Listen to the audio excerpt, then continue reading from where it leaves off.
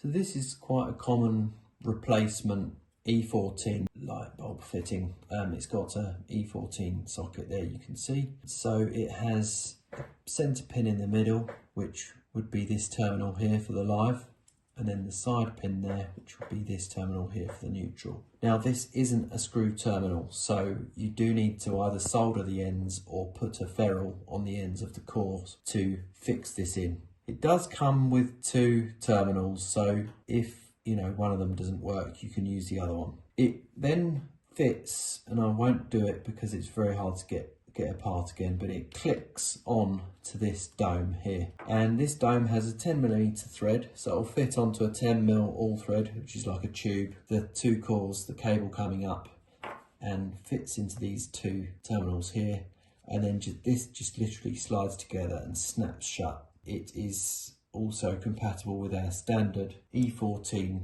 shade rings, so this will fit onto here. So this is our 05173 lock ring, which you can search for and find on our website. We do them in a few different colours, so you can secure your shade to this lamp holder. So that is our E14 snap together threaded skirt lamp holder.